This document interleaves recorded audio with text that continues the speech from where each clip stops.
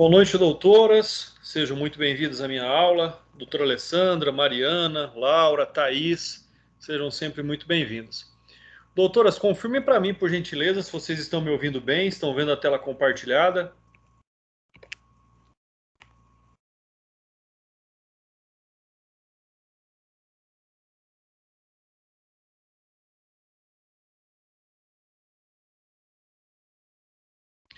Obrigado, viu, Alessandra? Obrigado aí pelo feedback. Aula gravada, então, vamos lá então para o nosso conteúdo.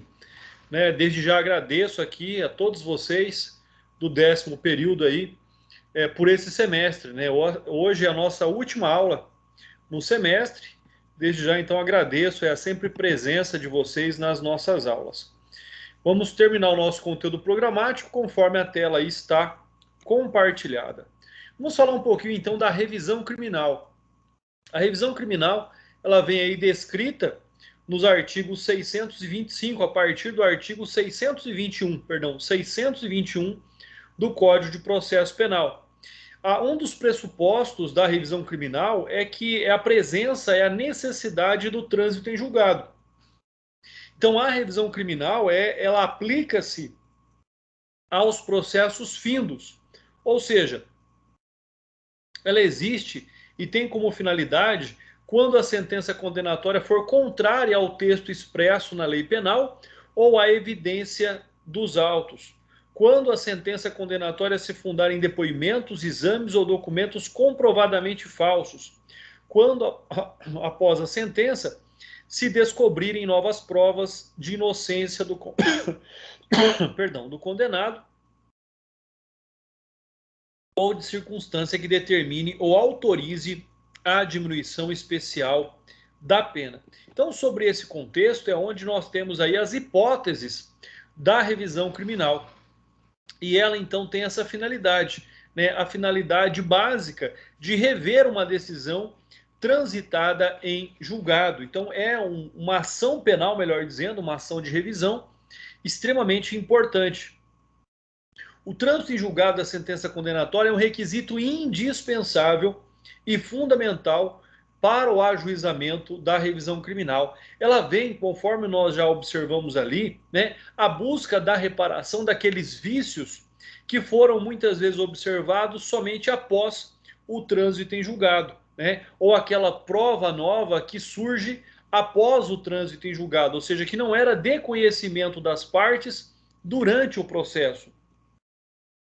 De acordo com o artigo 5º, inciso 36 da Constituição Federal, existe essa garantia, de revisão das decisões transitadas em julgado. E ela traz aquelas hipóteses que nós vimos agora há pouco, que são hipóteses de um rol taxativo, ou seja, o artigo aqui 621, ele trata de um rol taxativo. Não existem outras hipóteses senão essas hipóteses dos incisos 1, 2 e 3 do artigo 621. Então, é um rol taxativo. Existe uma garantia constitucional da possibilidade desta revisão, mas, porém, todavia, as hipóteses de revisão são hipóteses taxativas. Não existem outros casos senão esses já tratados aí no artigo 621.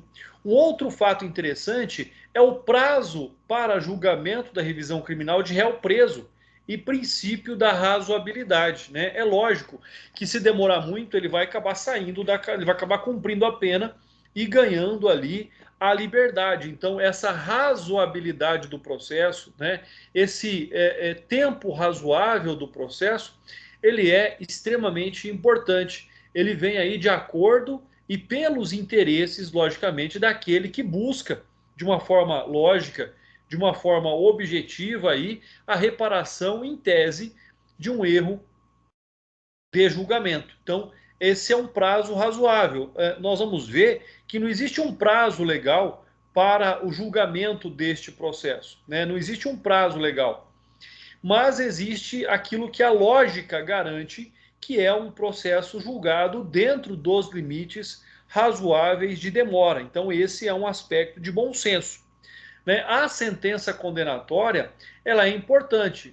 Lógico que uma sentença dessa de revisão criminal, ela deve estar ali amparada no pressuposto de uma sentença condenatória, né? Muito mais lógica a compreensão desta ação penal naquela hipótese, né? É um recurso? Eu não consigo ver como um recurso, eu consigo ver como uma ação revisional, uma ação de revisão criminal, né?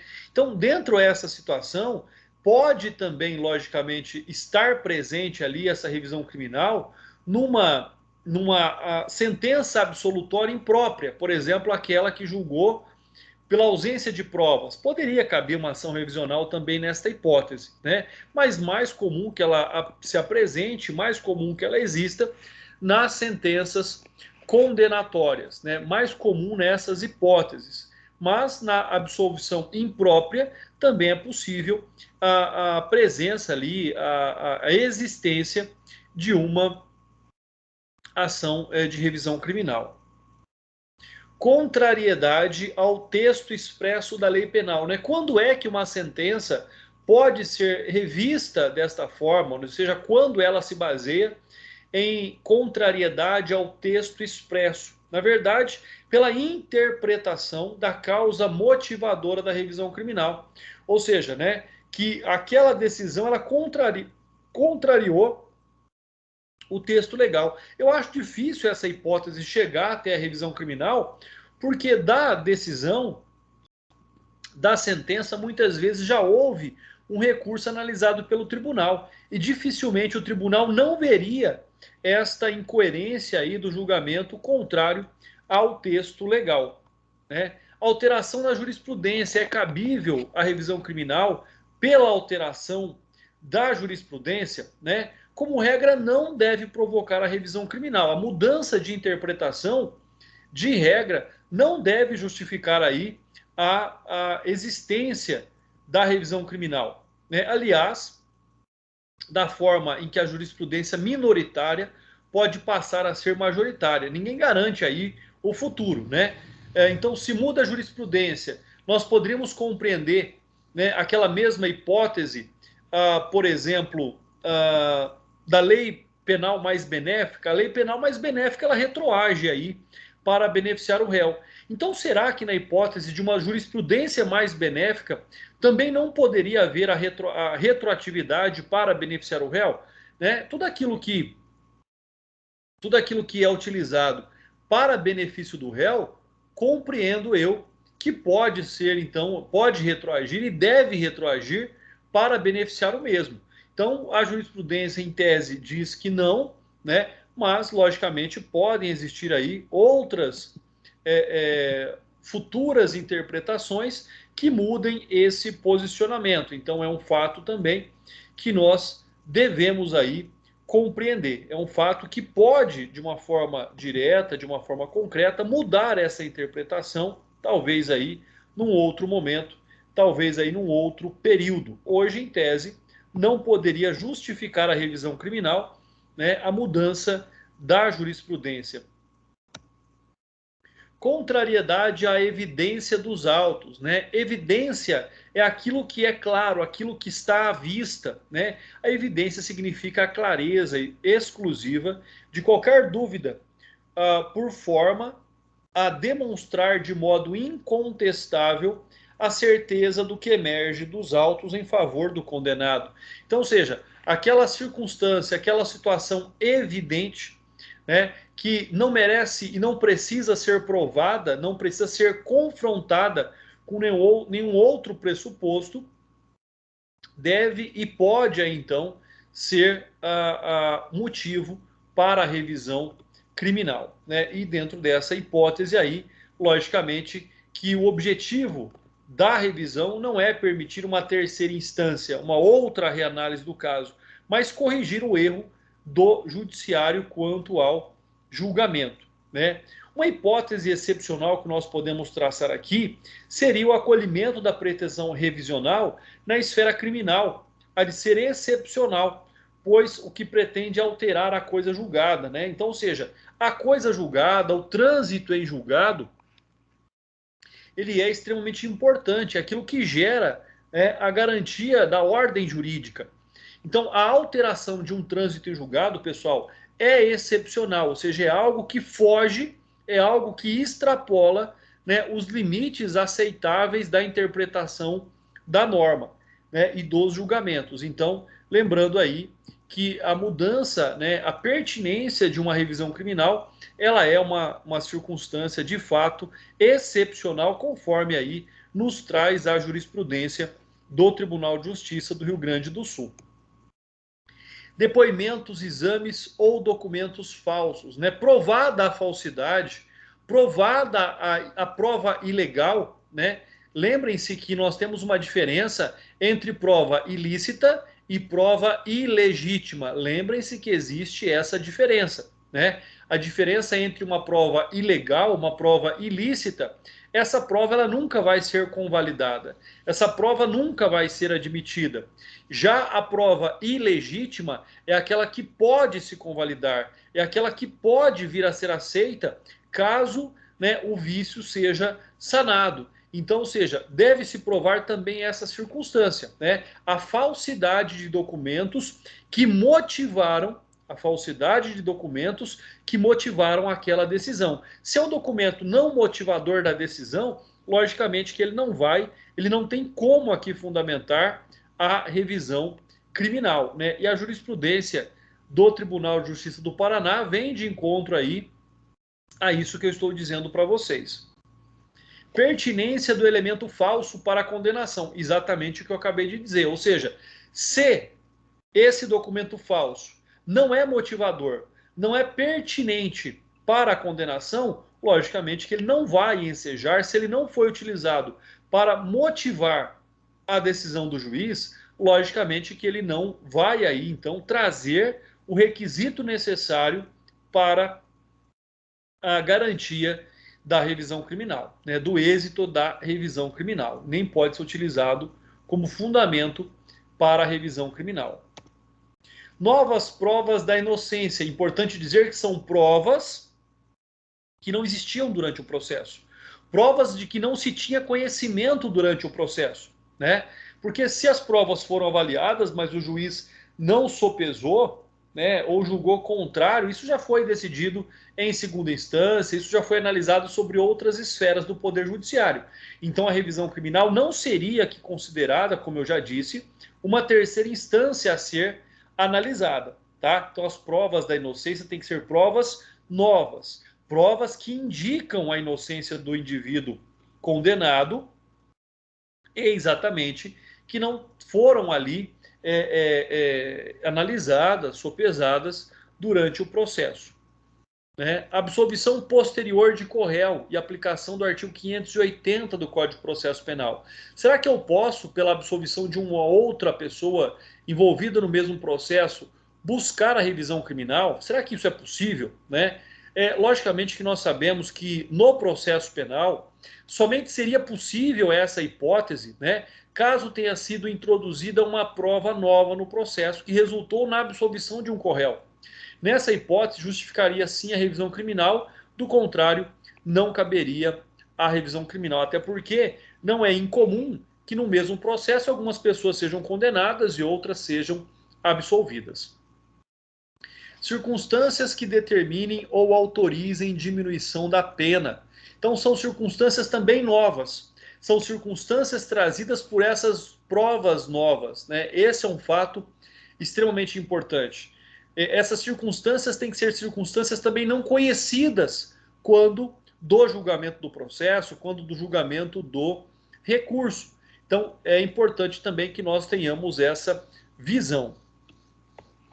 Revisão criminal para alterar a pena fixada, para modificar a pena aplicada, né? Dessa forma, também ela é extremamente excepcional. Por quê? Porque em que pese ela não busque a absolvição, mas a revisão, por exemplo, da dosimetria com base em circunstâncias atenuantes, né, ou prova da ausência das circunstâncias agravantes ou qualificadoras, também tem que ser analisado com base aí sobre aspectos que foram analisados durante o processo. Exemplo, né? Reconhece reincidência, aumentando a pena para quem não se encaixa na figura prevista no artigo 63. Né? O outro exemplo, reconhece péssima conduta social, aumentando a pena base, fundado em presunções. não comprovadas pela prova colhida, né? Então, ou seja, tem aí sobre esse critério caráter extremamente subjetivo, né? Então, quando o juiz decidir fazer valer a atividade discricionária, justamente o processo que envolve a escolha de pena concreta ao réu, transitado em julgado ou acórdão, não há que se autorizar, pois uma ofensa à coisa julgada. Então, quer dizer que nessas hipóteses não se poderia aqui utilizar da revisão criminal como objeto para a mudança da pena aplicada àquele indivíduo. Revisão criminal para aplicar lei penal mais favorável, né? Olha só, é aquilo que nós estávamos falando. Procedimento inadequado, pois é pacífico o entendimento de que cabe ao juiz das execuções penais aplicar a lei penal mais favorável, conforme é a súmula 710 do STF. Além do mais, o juiz de primeiro grau aplica a lei nova, a nova lei. Permite-se o recurso ao tribunal, portanto, assume essa decisão de revisão criminal, pode significar o retardamento ou a inviabilidade do recurso do réu condenado. Então, ou seja, não aqui também, né, se recomenda, não se admitiria a revisão criminal nessa hipótese, já que existe o poder discricionário do juiz das execuções para aplicar a lei penal mais favorável. A busca de prova nova, né, pessoal? Essa aqui é um fato importante e baseia aqui tudo que nós falamos até o momento. Pode ela ser introduzida diretamente nos autos da revisão criminal, quando se tratar de documento novo, por exemplo, como pode ser alcançado por meio de um procedimento próprio, denominado de justificação. Então teria que entrar com esse procedimento de justificação para depois propor a revisão cautelar, a revisão criminal. Então nós entramos com a medida cautelar de justificação, ou seja, justifica-se a necessidade de produção daquela prova, né, para posteriormente, então,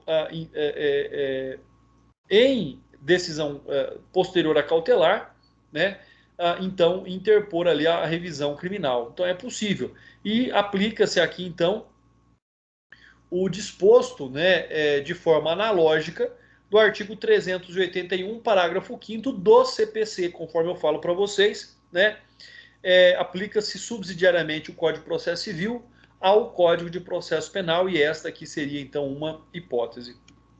Vamos falar um pouquinho agora de habeas corpus, né? Muito se fala de habeas corpus e talvez pouco se compreende sobre o habeas corpus. A partir do momento em que nós observamos o habeas corpus, assim conforme é a minha interpretação sobre a revisão criminal, o habeas corpus também não é um recurso.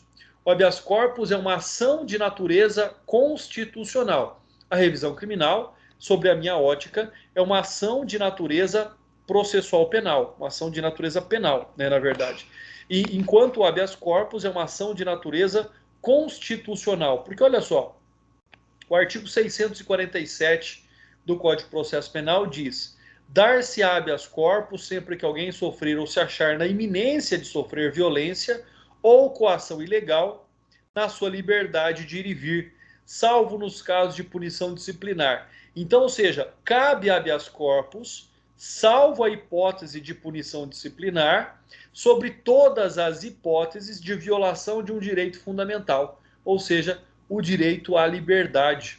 Então, essa é uma hipótese importante, né? E tanto é que o habeas corpus ele é muito mais citado na própria Constituição Federal do que no próprio Código de Processo Penal. Por isso que ele tem essa natureza muito mais constitucional do que uma natureza penal, ou processual penal, uma natureza recursal. Ele tem uma natureza de ação ao invés de uma natureza recursal.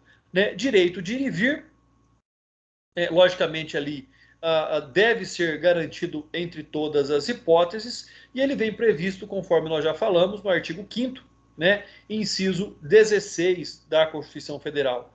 Todos podem reunir-se pacificamente sem armas em locais abertos ao público, independentemente de autorização, desde que não frustrem outra reunião anteriormente convocada para o mesmo local, sendo apenas exigido um prévio aviso à autoridade competente. Então, citar o habeas corpus, ele tanto de forma preventiva quanto reparadora, ele é algo extremamente importante, né? E isso, olha só, vale citar aqui o habeas corpus histórico, preventivo impetrado por Arthur Pinto da Rocha em favor do senador Rui Barbosa, candidato à presidência da República, bem como dos seus correligionários ameaçados por abuso de autoridades estaduais da Bahia em função do direito de reunião, da livre manifestação do pensamento. Então, importante também tratar deste tema, ou seja, né, o habeas corpus, essa liberdade de ir e vir, não é somente uma liberdade física, né, mas é uma liberdade também relacionada ao exercício de outro direito fundamental, que é o exercício de reunião, né, que está garantido e está também ali inserido ao direito de ir e vir. O habeas corpus teve ali por finalidade permitir que os pacientes pudessem se reunir nas ruas, praças, teatros ou recintos. Então é importante esta citação aí também. É uma decisão habeas corpus 4.781, relator Edmundo Lins, de 5/4 de 1919. Então olha só como é algo extremamente histórico. Habeas corpus e o exame de mérito, né? Antes de eu falar do exame de mérito, é importante dizer aqui que o habeas corpus não exige a jus postulante. É importante dizer aqui que o habeas corpus pode ser impetrado por qualquer pessoa, inclusive pelo próprio paciente, né? O habeas corpus pode ser impetrado por qualquer pessoa e não exige formalidades, né? O habeas corpus pode ser redigido numa folha de caderno, a caneta, manuscrito, pelo próprio preso. E como eu digo, por isso que ele tem essa natureza maior de proteção e de garantia de um direito constitucional, de um direito fundamental constitucional. Habeas corpus e dosimetria da pena. Habeas corpus, pessoal, vocês vão verificar que ele não é só a hipótese aí do direito de ir e vir, ou de todos os assuntos que estão relacionados ao direito de ir e vir, né? Com relação à dosimetria da pena, é incompatível como regra, né? Por quê? Porque ele não está diretamente ligado a um direito. A dosimetria da pena não é um aspecto a ser julgado por este processo. Natureza jurídica da sentença concessiva de habeas corpus, né? Ela é mandamental. Ou seja, é um mandamento, não se questiona, não se deixa de cumprir uma decisão de habeas corpus. Como o próprio nome diz, ela é mandamental, né? Ou seja, o órgão judiciário inferior deve cumprir, tem que cumprir, né? A sentença concessiva de habeas corpus, preponderantemente, não declara, nem constitui, nem condena, nem executa, ela manda, né? Então esse é um fato também aí extremamente importante. Nós vimos agora há pouco que o habeas corpus pode ser preventivo, ou seja, para evitar que esse direito fundamental seja ferido, né? Como também para reparar um dano à liberdade do indivíduo. Olha só o que diz aí o artigo 648. A coação considerar-se-á ilegal quando não houver justa causa, quando alguém estiver preso por mais tempo do que determina a lei, quando quem ordena a coação não tiver competência para fazê-lo, quando houver cessado o motivo que autorizou a coação, quando não for alguém admitido a prestar fiança nos casos em que a lei autoriza, quando o processo for manifestamente nulo, quando extinta a punibilidade. Então, são hipóteses em que cabe habeas corpus. A excepcionalidade. Uma outra excepcionalidade é o trancamento da ação penal, né? Não existe recurso contra a decisão que recebe uma denúncia. Contra a decisão que não recebe a denúncia, cabe recurso em sentido estrito, conforme nós já vimos. Mas da decisão que recebe a denúncia, cabe habeas corpus. Então, essa é uma exceção à regra. Por quê? Porque receber a denúncia pode pôr em risco a liberdade do indivíduo, né? Então, ou seja, pode surgir um caso, por exemplo, de uma prisão preventiva durante o processo.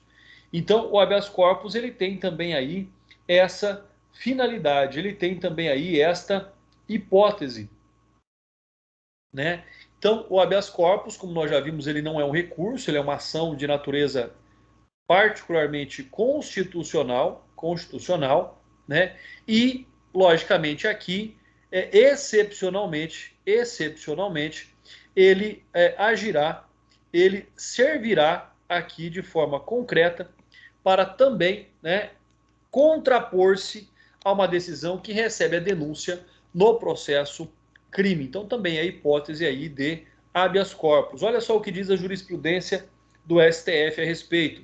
É pacífico a jurisprudência do STF em considerar excepcional o trancamento da ação penal pela via processualmente acanhada do habeas corpus. É uma possibilidade, mas fiquem cientes que é uma possibilidade remota o trancamento da ação penal antes mesmo da sua instrução, antes mesmo da produção de provas. Natureza jurídica do rol do artigo 648, ele é exemplificativo. Tá? Então podem existir outras hipóteses aqui a ensejar a necessidade do habeas corpus, né, além dessas citadas no artigo 648. Então ele é meramente exemplificativo. Né? Por quê? Porque os direitos fundamentais garantidos pela Constituição Federal, né, relacionados ao direito de ir e vir, são aptos ali a serem protegidos por meio do habeas corpus. Habeas corpus e cumprimento de pena do local do domicílio. Não tem o condenado direito a cumprir a pena no local do seu domicílio. É uma recomendação nos termos da Lei de Execução Penal. Então, ou seja, recomenda-se que ele cumpra a pena próximo dos seus familiares. Mas, logicamente, tudo isso depende aí, tudo isso está diretamente relacionado com a questão da política prisional no Brasil, né, e a quantidade de vagas e a quantidade de possibilidades que existe ali também para a transferência do reeducando. Artigo 649. O juiz ou o tribunal, dentro dos limites da sua jurisdição, fará passar imediatamente a ordem impetrada nos casos em que tenha cabimento, seja qual for a autoridade coatora. Pessoal, lembrando que o habeas corpus ele pode ser impetrado tanto perante o juiz de primeiro grau, como em razão do tribunal, perante um tribunal. Tá? Então eu posso, por exemplo, entrar com um pedido de liberdade condicional, de liberdade provisória perante o juiz nega, eu entro com habeas corpus, o juiz nega, eu entro com habeas corpus no tribunal. Esse seria o trâmite normal. Na prática, para aqueles que já estão aí vivendo a rotina de um escritório de advocacia ou fizeram estágio, raramente talvez vocês verão um habeas corpus impetrado perante um juiz de primeiro grau. Mas não há nenhum impedimento que o habeas corpus seja impetrado perante o juiz de primeiro grau. Normalmente ele já é impetrado no tribunal, né, na primeira negativa ali de liberdade do cliente. Artigo 650. Competirá conhecer hoje originalmente o pedido de habeas corpus. Inciso 1º, originariamente, ou seja, levando em consideração aqui aqueles que têm foro privilegiado, ao Supremo Tribunal Federal, nos casos previstos no artigo 101, inciso 1º, letra G da Constituição, aos tribunais de apelação. Lembrando que não tem mais tribunal de apelação, tem tribunal de justiça com câmaras criminais. Sempre que os atos de violência ou coação forem atribuídos aos governadores ou interventores dos estados ou territórios e ao prefeito do Distrito Federal ou a seus secretários ou chefes, aos chefes de polícia. Parágrafo 1º. A competência do juiz cessará sempre que a violência ou coação provier de autoridade judiciária de igual ou superior jurisdição. Parágrafo 2º. Não cabe habeas corpus contra a decisão administrativa, atual ou iminente, dos responsáveis por dinheiro ou valor pertencente à fazenda pública, alcançados ou omissos em fazer o seu recolhimento nos prazos legais, salvo se o pedido for acompanhado de prova de quitação ou de depósito do alcance verificado, ou a sua prisão exceder ao prazo legal. Né? Então, aquele que tem acesso à verba pública e não faz os pagamentos como deveria, não tem direito a habeas corpus, salvo se comprovar o pagamento, o recolhimento dos valores que foram por ele ali modificados a sua finalidade. Artigo 651, pessoal, vamos lá. O artigo 651 diz o seguinte: a concessão de habeas corpus não obstará nem porá termo ao processo desde que este não esteja em conflito com os fundamentos daquela. Então, ou seja, o que nós observamos aqui é que o habeas corpus não tem, de regra, efeito suspensivo, né? O habeas corpus ele vai ser conhecido pela esfera em que ele for impetrado, mas não tem efeito suspensivo, salvo, logicamente ali, pode até ter um efeito suspensivo quando, olha só, né, habeas corpus e concessão de ordem para fazer cessar constrangimento ilegal não impede naturalmente o prosseguimento da ação. Agora, e se for um habeas corpus para que a pessoa não seja solta?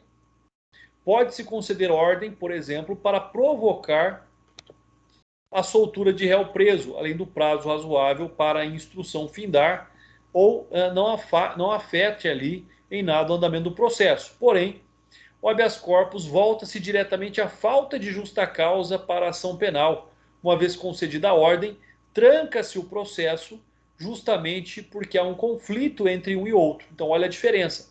O habeas corpus sobre a liberdade, ele não põe termo ao processo, ele não suspende o processo. Um habeas corpus para trancar a ação penal, ele suspende a ação penal até o julgamento deste habeas corpus. Concorrência do habeas corpus com a investigação criminal, né? Posso impetrar um habeas corpus durante a investigação criminal? Não há aí nenhum problema, pelo contrário, né? O quanto antes a cessação da lesão ao direito à liberdade, ao direito do indivíduo for alcançado, melhor. Então é perfeitamente viável a impetração de habeas corpus já durante a investigação criminal. Sendo ali, por exemplo, para evitar o indiciamento de alguém. Então isso é importante, até para impedir o prosseguimento de um inquérito policial. E poucas vezes vocês vão ver um advogado impetrar habeas corpus no inquérito também, pessoal. Não se é comum fazer isso, mas deveria ser feito. Artigo 652. Se o habeas corpus for concedido em virtude de nulidade do processo, este será renovado.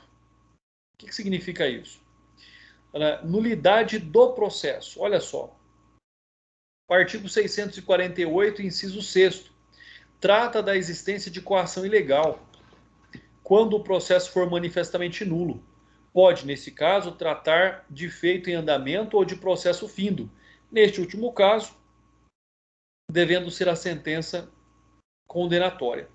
O recolhimento de nulidade implica, o reconhecimento da nulidade implica, por lógica, na sua renovação,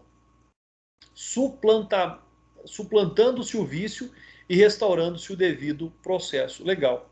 Então aqui é nulidade, tá? Ou seja, nós temos que pensar em nulidade ou anulabilidade. Tá? Se é uma nulidade que não cabe aqui a prática do ato novamente, logicamente que o processo será extinto.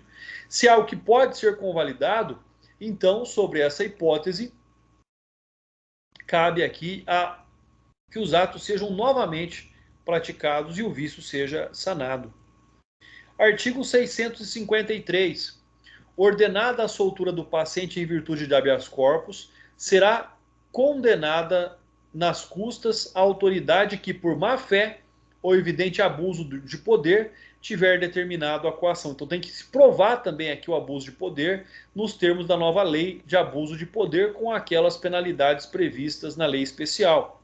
Neste caso, será remetido ao Ministério Público cópia das peças necessárias para que seja promovida a responsabilidade da autoridade coatora, né? E isso é o que garante aqui o artigo 5º também, inciso 77 da Constituição Federal, a responsabilidade, as providências criminais cabíveis em razão da prática do abuso de poder. Artigo 654. O habeas corpus poderá ser impetrado por qualquer pessoa em seu favor ou por outrem, bem como pelo Ministério Público, Então é o que eu disse, ele não exige o jus postulante, ele não exige. Tá? Qualquer pessoa pode impetrar, pode ser impetrado em favor de terceiros, e o Ministério Público também pode impetrar o habeas corpus, já que o Ministério Público ele é composto, ele é exercido pelo promotor de justiça, né? E que deve buscar a justiça independentemente de qualquer circunstância. Então, parágrafo 1º, a petição de habeas corpus conterá, percebam que não existe uma forma nítida, o nome da pessoa que sofre ou está sofrendo ameaça, ou está na iminência de sofrer ameaça de violência ou coação, ou de quem exerça a violência, coação ou ameaça. Então eu tenho que apontar quem é o paciente e quem é a autoridade coatora. Letra B, a declaração da espécie de constrangimento ou, em caso de simples ameaça de coação, as razões que se funda o seu temor. Letra C, a assinatura do impetrante ou de alguém a seu rogo, caso ele seja analfabeto, quando não souber ou não puder escrever, e a designação das respectivas residências, seus endereços. Parágrafo 2º. Os juízes e os tribunais têm competência para expedir ordem de ofício de habeas corpus, quando no curso do processo verificarem que alguém sofre ou está na iminência de sofrer coação ilegal. Por isso que eu disse, né, o habeas corpus pode ser impetrado contra juiz de primeiro grau ou contra o tribunal, bem como juízes e tribunais podem expedir de ofício essa ordem de habeas corpus, né? Como nós já vimos, essa decisão que concede habeas corpus, né, cabe ali então recurso de ofício, ou seja, uma reanálise necessária desta decisão. Legitimidade ativa, qualquer pessoa, seja ela física ou jurídica, nacional ou estrangeira, pode aí impetrar habeas corpus em seu próprio favor ou em favor de outras pessoas. Dispensabilidade de advogado, né? Não é necessário o patrocínio de um advogado. Lógico, o advogado tem mais técnica, o advogado tem mais conhecimento e vai conseguir ali manobrar melhor o habeas corpus, mas não se inclui aqui, conforme dito aí ao final, na atividade privativa da advocacia a impetração de habeas corpus. Então, qualquer pessoa pode impetrar habeas corpus. Legitimidade passiva, em favor de qualquer pessoa pode ser impetrado habeas corpus, inclusive pessoas jurídicas, pessoas físicas ou jurídicas. Requisição da petição, requisitos da petição são estabelecidos neste artigo, né? Ou seja, aquelas características básicas que nós já vimos, o nome do paciente, o nome da autoridade coatora, a informação de qual é a lesão ou da ameaça, do temor da lesão, né? Quem assina o habeas corpus e também aí o endereço das partes. Paciente e autoridade coatora, né? Paciente quem é? É aquele que sofre o dano da sua liberdade. A autoridade coatora é aquela que determinou a restrição ou a limitação da liberdade de alguém.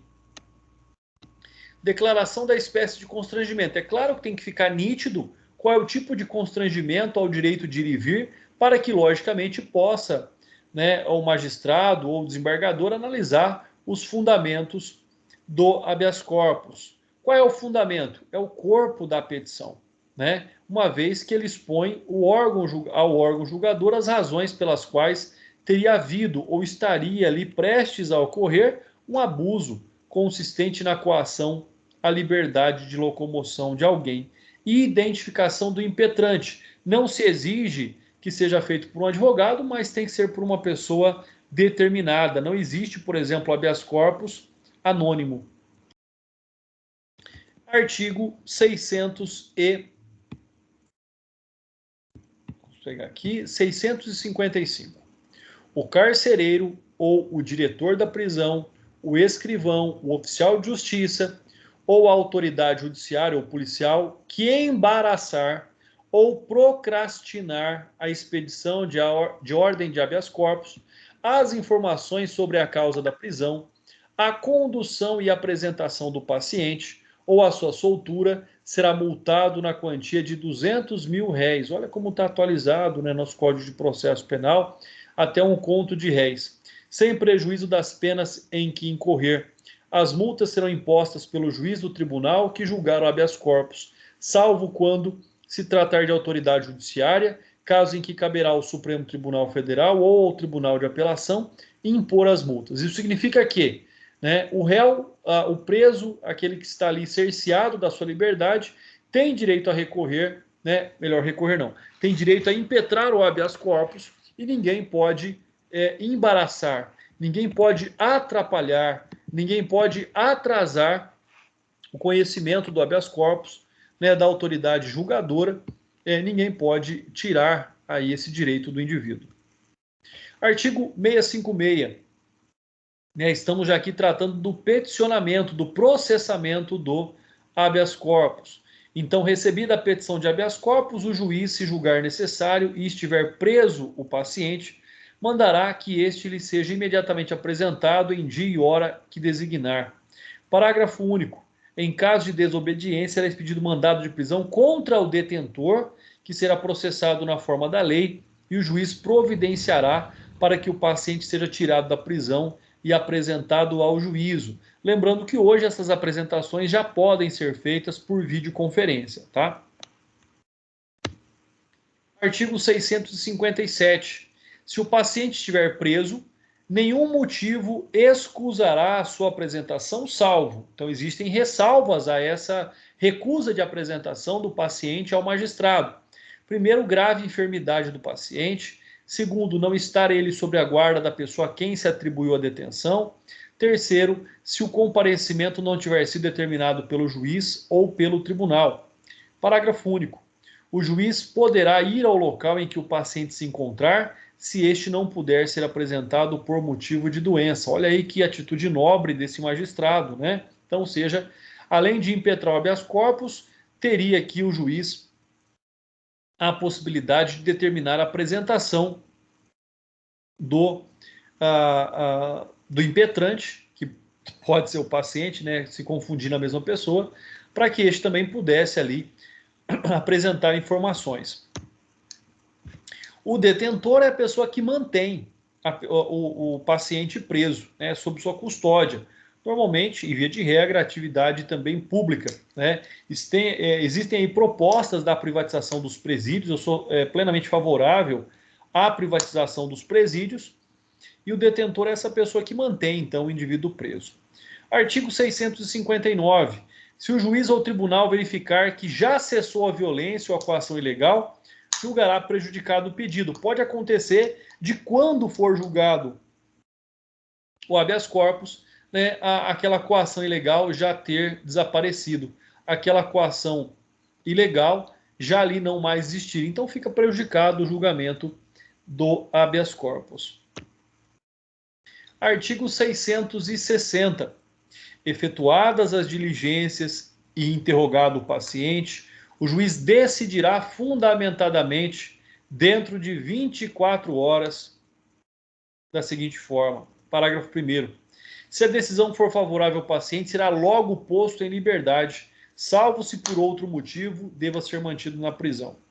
Parágrafo 2º. Se os documentos que instruírem a petição evidenciarem a ilegalidade da coação, o juiz ou o tribunal ordenará que cesse imediatamente o constrangimento. Parágrafo 3º. Se a ilegalidade decorrer do fato de não ter sido o paciente admitido e prestar fiança, o juiz arbitrará o valor desta, que poderá ser prestada perante ele, remetendo, neste caso, à autoridade os respectivos autos, para que serem anexados ao inquérito ou aos do processo judicial. Lembrando que tem competência para arbitrar fiança nos crimes apenados com detenção o delegado de polícia. Tem competência para fixar a fiança nos crimes apenados com reclusão o magistrado, o juiz de direito.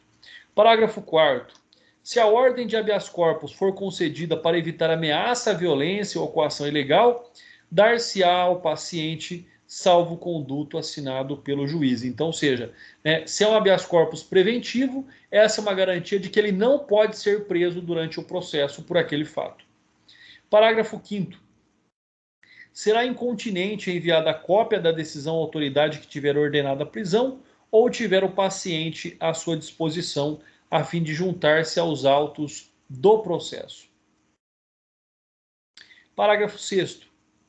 Quando o paciente estiver preso em lugar que não seja sede do juízo ou do tribunal que conceder a ordem, o alvará de soltura será expedido pelo telégrafo, se houver observadas as formalidades estabelecidas no artigo 289, parágrafo único, por via postal. Então hoje isso também fica superado. Nós temos e-mail, nós temos WhatsApp, nós temos meios tecnológicos muito mais rápidos para que o mandado, né, a ordem do habeas corpus chegue até o detentor. Alvará de soltura clausulado. O que significa isso? Expede-se a ordem de soltura em caso de concessão de ordem de habeas corpus, condicionada à não existência de outras causas que possam legalmente manter o paciente no cárcere. Ou seja, tem que ser feita uma pesquisa para se avaliar o seguinte: olha, este é o único motivo, este mandado de prisão é o único motivo para a pessoa permanecer presa? Então ele tem que ser solto. Ah, mas ele tem um outro mandado de prisão de um outro processo, então ele não vai ser solto. Tá? Então é importante que esse alvará de soltura seja específico em relação ao único motivo da prisão daquele indivíduo. Se houverem outros motivos, se houverem outras ordens de prisão, a pessoa continuará presa. Habeas corpus preventivo ou salvo-conduto, aí já explicamos. Comunicação à autoridade com o ator o mais rápido possível, porque senão nós estaremos diante de uma prisão ilegal. Artigo 661. Em caso de competência originária do Tribunal de Justiça, a petição de habeas corpus será apresentada ao secretário, que a enviará imediatamente ao presidente do tribunal. Pessoal, é importante que você já faça aqui o endereçamento ao presidente do tribunal, tá? Então, petição será encaminhada ao presidente do tribunal ou da Câmara Criminal ou da turma que estiver reunida ou primeiro tiver a se reunir. Então aqui nós temos, conforme aí observado, uma preferência de julgamento do habeas corpus, ou seja, ele vai ser julgado o mais rápido possível, tá? Não existe um prazo estipulado, mas aqui determina que ele seja julgado o mais rápido possível. Artigo 662. Se a petição contiver os requisitos do artigo 654, parágrafo 1º, o presidente, se necessário, requisitará da autoridade indicada como coator informações por escrito. Faltando, porém, qualquer daqueles requisitos, o presidente mandará preenchê-lo logo que for apresentado a petição. Artigo 663. A diligência do artigo anterior não serão ordenadas se o presidente entender que o habeas corpus deva ser indeferido, né, de plano, ali, de início, em liminar. Neste caso, levará a petição ao tribunal da Câmara ou turma para que delibere a respeito. Então, olha só, o que nós temos a respeito do habeas corpus é que, primeiro, né, ele vai ser encaminhado o mais rápido possível para julgamento. Segundo, né, se for necessário, vai se requerer informações à autoridade coatora, se necessário, né? Se não for necessário, pode ser julgado, se ele estiver acompanhado dos documentos necessários. E o artigo 663 diz, se já observar ali que não cabe a procedência desse pedido de habeas corpus, ele já vai encaminhar diretamente ali para alguma câmara ou turma, já com o seu parecer pedindo a rejeição, o indeferimento liminar desse pedido de habeas corpus. Então esse é aí o indeferimento liminar, conforme também nós podemos observar aí na jurisprudência do Tribunal de Justiça de Minas Gerais. Reiteração de habeas corpus. Posso entrar com quantos habeas corpus? Pessoal, não há um limite. Não há um impedimento em ingressar com uma nova interpretação, ainda que baseada nos mesmos fatos, uma vez que a decisão proferida, considerando-se em especial, né, a denegatória motivadora de outro pedido, não produz coisa julgada material. Então, eu posso entrar com outro habeas corpus e normalmente eu entro com outro habeas corpus já numa instância superior. Havendo fundamentos novos, havendo novas provas produzidas durante o processo, também pode se ingressar aí, se impetrar novas ordens de habeas corpus, tá? Então, nada impede aí que exista impetrações reiteradas de habeas corpus. Com base nisso, pessoal, eu termino aqui o nosso conteúdo programático do semestre. Caso vocês tenham alguma dúvida, estou aqui à disposição de vocês.